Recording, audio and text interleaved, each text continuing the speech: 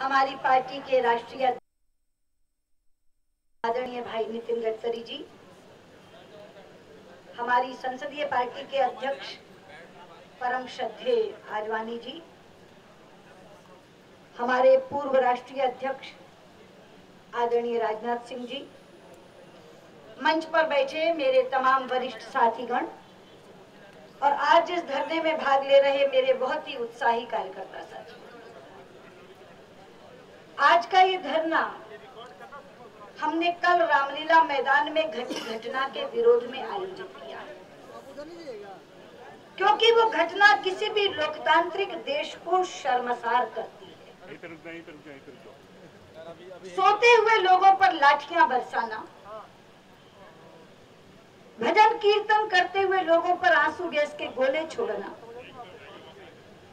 पंडाल को आग लगा देना, पंडाल की बत्ती काट देना, महिलाओं को खदेड़ खदेड़ कर मारना, उनके साथ बदसलूकी करना और बच्चों के साथ क्रूरतापूर्ण व्यवहार करना, ये कौन से लोकतांत्रिक देश को शोभा देता है? ये मेरा पहला मित्रों, इस सरकार का संतुलन खो गया है। This government has lost sense of balance। और यही कारण है मेरे पास आके बात करो, मेरे पास कि ये सरकार जब वार्ता करने भेजती है तो भेजती है मंत्री 4 और जब पिटाई करने भेजती है तो भेजती है पुलिस 5000।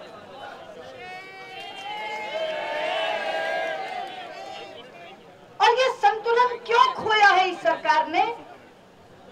क्योंकि इस सरकार में किसी भी समस्या को सुलझाने के लिए 2 चिंतन धाराएं चल रही हैं। सरकार के भीतर भी 2 चिंतन धाराएं हैं। एक धारा कहती है इस समस्या को इस तरह सुलझाओ, दूसरी कहती है इस तरह सुलझाओ। और इस सरकार और पार्टी के बीच में भी 2 चिंतन धाराएं चल रही हैं। तो ये सरकार अपनी उलझन में उलझी हुई है। उन दोनों चिंतन धाराओं की दुविधा के बीच में से निकलती है रामलीला मैदान जैसी घटना, जहां दमन होता है, अत्याचार की पराकाष्ठा होती है। मित्रों, आप में से कोई जा सका कि नहीं मुझे नहीं मालूम। मैं आज स्वयं गई थी लोकनायक जयप्रकाश नारायण के अस्पताल में उन मरीजों को देखने जो घायल अवस्था में वहां थे। पहले तो मुझे 1 घंटा लग गया केवल ये पता लगाने में कि घायल कौन से अस्पताल में, कोई बताकर राजी नहीं, क्योंकि लोग भटक रहे हैं, दिल्ली की सड़कों पे भटक रहे हैं। उनमें से बहुत बार पहली बार दिल्ली आए, उन्हें मालूम ही नहीं है। तो मैं जानना चाह रही थी किस किस अस्पताल में मरीज है। हार कर मुझे पता चला कि सबसे ज्यादा मरीज लोकनायक जयप्रकाश नारायण अस्पताल में है। तो मैं सुबह सुबह वहां गई। वहां के डॉक्टरों के मुताबिक संख्या है 69 के 69 पेशेंट्स रात के 2:30 बजे लोकनायक जयप्रकाश नारायण पहुंचे। लेकिन उनमें से कुछ इतने उत्साही थे कि जब उनकी पट्टी हुई या प्लास्टर लगा तो प्लास्टर और पट्टी करा के वापस आंदोलन के लिए चले गए। आप हैरान होंगे, वहां एक इंजीनियर की स्टूडेंट थी, तिरुपति अम्मा उसका नाम है, हैदराबाद से आई थी। दोनों पैरों में फ्रैक्चर था, प्लास्टर लगा के भाग गई कि मैं वापस जा रही हूँ, देहरादून पहुंचूंगी, फिर से अभियान में शामिल होंगी। लेकिन मेरे जाते तक भी 31 लोग एक वार्ड में और 4 लोग सीरियस, ये 35 लोगों से मेरी भेंट हुई। और जो 4 लोग सीरियस है, मैं सुनाना चाहती हूँ कपिल सिब्बल को, जिन्हें कभी कुछ दिखाई नहीं देता। जब ये 2G स्पेक्ट्रम आया तो उनका बयान आया था, 1 भी पैसे का नुकसान नहीं हुआ। आया था ना, 0 लॉस, 1 भी पैसे का नुकसान नहीं हुआ। उसी हेकड़ी से वो आज कह रहे हैं 1 भी व्यक्ति को चोट नहीं लगी। बार बार कह रहे हैं not a single person is hurt, 1 भी व्यक्ति को चोट नहीं लगी। अच्छा होता आप ये कह देते अपनी दिव्य दृष्टि से कि 1 भी आदमी रामलीला मैदान में आया ही नहीं था, एक भी पुलिस वाला वहां गया ही नहीं था। एक भी व्यक्ति को वहां से हटाया ही नहीं गया। अगर झूठी बोलने पर आए हो तो इस साथी की झूठ बोल दो। वो कहते हैं not a single person was hurt. मैं आज इस मंच से कन्फ्रंट करके कहना चाहती हूँ, चलिए कपिल सिब्बल जी मैं आपको दिखाती हूँ। वहां की आईसीयू में एक महिला एडमिट थी जिसका नाम है राजबाला, वाइफ ऑफ जगबीर सिंह, गुड़गांव की रहने वाली है। मित्रों, उसकी गर्दन ही टूट गई,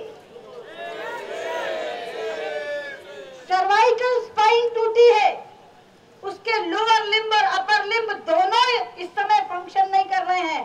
और डॉक्टर्स ने मुझे कहा कि ये कंप्लीटली पैरालिटिक है। इस समय वो जिंदगी और मौत की लड़ाई लड़ रही है। लेकिन जब मैं वहां गई और ये सारी बात हुई तो उसको वहां से उठाकर जीबी पंत में भेजा और मुझे बताया गया कि तब प्रधानमंत्री कार्यालय भी सक्रिय हुआ। बाकी लोग भी कहने लगे साहब एम्स के डॉक्टरों को भी दिखाना है तो दिखा दो, क्योंकि उनको डर है अगर ये महिला मर गई तो इनके झूठ का पर्दाफाश हो जाएगा और उसकी शव यात्रा में लाखों लोग पहुंच जाएंगे। तो उसे बचाने की कोशिश कर रहे हैं। वो बचेगी कि नहीं बचेगी मैं नहीं जानती, लेकिन उसकी पुत्रवधू से भी मेरी मुलाकात हुई। वो गुड़गांव से आई हुई थी बाहर। ये कहानी है राजबाला की। पहला नाम सुन लीजिए Kapil Sibal ji. You say not a single person is hurt today. Rajbala is struggling between life and death in GB Pant hospital. ये मेरी पहली कन्फ्रंटेशन है कपिल सिब्बल से। दूसरा लड़का है रविंदर, उसकी स्कल बोन फ्रैक्चर हुई है, स्कल बोन फ्रैक्चर हुई है। अगर दूसरा सीरियस मरीज देखना, आप कहते not a single person is hurt, go to LNJP hospital and see that Ravinder. Third person is Sunil. तीसरे लड़के का नाम है सुनील जो झारखंड से आया है। उसकी भी स्कल बोन फ्रैक्चर हुई है, लेकिन केवल स्कल बोन फ्रैक्चर नहीं हुई, उसके ब्रेन में ब्लड भी कलेक्ट हो गया है। उसको भी ऑपरेटिव सर्जरी की जरूरत है। राजबाला और सुनील दोनों का सिर उन्होंने मुंडा दिया था, सर्जरी की तैयारी कर रहे थे। सर्जरी के बाद उनका क्या होगा ये ईश्वर ही जाने। और चौथी महिला थी कीर्ति, जिसको रेस्पिरेटरी ट्रबल इतना ज्यादा था कि वो सांस लेने में दिक्कत हो रही थी उसको। लेकिन कहते हैं कि जैसे ही उसे थोड़ा सा राहत मिली वो भी अभियान में वापस भाग गई। आप इनका उत्साह देखिए उन लोगों का जिनको सीरियस करके एडमिट किया हुआ है। उनका आंदोलन के प्रति उत्साह इतना है कि थोड़ी सी राहत पाती वो भी चली। उसके बाद जब मैं वार्ड्स में गई इन सीरियस लोगों को देखने के बाद, तो वहां कम से कम 6 लोगों के फ्रैक्चर्स हैं, प्लास्टर में है वो। और एक संत बाबा भगवा में जिन्होंने अपना नाम सदगुरु शिवाचार्य बताया, आप हैरान हो गए। वो तिरंगा हाथ में पकड़े हुए बैठा था और उसने कहा कि ये तिरंगा मैं छोड़ूंगा नहीं। पुलिस ने इतनी मेरे साथ धुमा धमाकी की कि मैं झंडा छोड़ दूं, मगर मैंने झंडा नहीं छोड़ा। अभी भी वो झंडा लेकर के बैठा था और उसने कहा मैं अभी भी अनशन पर हूँ और मैं ये अनशन तभी तोड़ूंगा जब इस तिरंगे का सम्मान रह जाएगा। और वो मेरे सामने तिरंगा पकड़े ही रहा। और वहाँ कितने और लोगों ने बताया कि हम यहाँ पर भी अनशन जारी किए हुए हैं। एक एडवोकेट है, उसने कहा कि मैं एफआईआर दर्ज कराना चाहता हूँ, जब तक मेरी एफआईआर दर्ज नहीं होगी मैं अनशन पर रहूंगा, जल भी ग्रहण नहीं करूंगा। एक अंबाला छावनी से आए हुए थे, मेरे गृह क्षेत्र से, मेरे गृह नगर से, उसके भी पांव में फ्रैक्चर था। एक मध्य प्रदेश के ब्यावरी से आए हुए थे, उनके भी पांव में फ्रैक्चर था। कितने नाम गिनाऊं कपिल सिब्बल यहाँ खड़े होकर।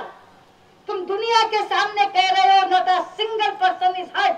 तुम्हें झूठ बोलते शर्म नहीं आती? इसे कहते हैं चोरी, इसे कहते हैं चोरी और सीना चोरी। मित्रों, क्या हिकड़ी है इस सरकार की। अभी 22 मई को इस सरकार ने अपने 2 वर्ष का कार्यकाल पूरा किया। इन्होंने एक रिपोर्ट कार्ड जारी किया और उसके बाद आपने देखा अखबार में क्या निकला। मनमोहन सिंह और सोनिया गांधी खड़े होकर कह रहे हैं we vow to fight corruption. हम भ्रष्टाचार से लड़ने के लिए पीछे प्रतिबद्ध हैं। हल्का सा पीछे आओ, चलो। बड़ा जिगरा चाहिए मित्रों ऐसी बात कहने के लिए, बड़ी ढिठाई चाहिए, मगर ये तो ढिठाई से भरे पड़े हैं। अरे जिस सरकार का एक मंत्री जेल के अंदर हो, जिस सरकार का एक वरिष्ठ सांसद अपनी पार्टी का जेल के अंदर हो, ओ भाई साहब नीचे जिस बैठो। पार्टी के प्रमुख सहयोगी दल के मुखिया की बेटी जेल के अंदर हो, वो सरकार के मुखिया और उस रूलिंग अलायंस की अध्यक्षा लोगों के सामने खड़े होकर कहे हम भ्रष्टाचार से लड़ने के लिए प्रतिबद्ध हैं। अरे जब ये भ्रष्टाचार आपकी नाक के नीचे हो रहा था तब आप क्या कर रहे थे? आपने आंखें मीच रखी थी या आप उन्हें गो अहेड कह रहे थे? बहुत जिगरा चाहिए, लेकिन वो जिगरा है इनमें? सरेआम लोगों के बीच में खड़े होकर कह सकते कि भ्रष्टाचार से लड़ने के लिए प्रतिबद्ध हैं। मित्रों, ये जो लड़ाई आज शुरू हुई है, ये शुरुआत है।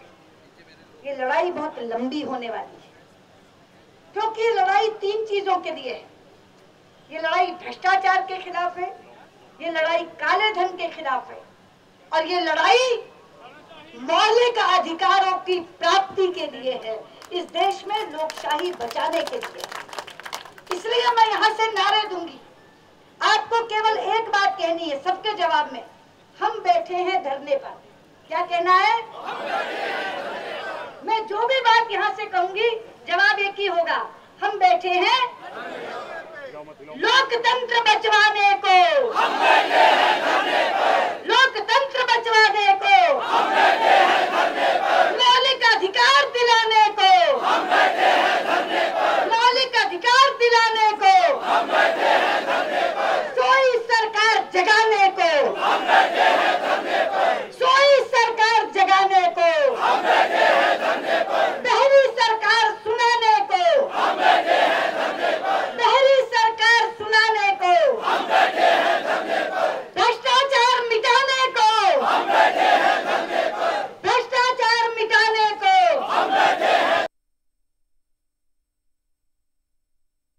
काला धन वापस लाने को,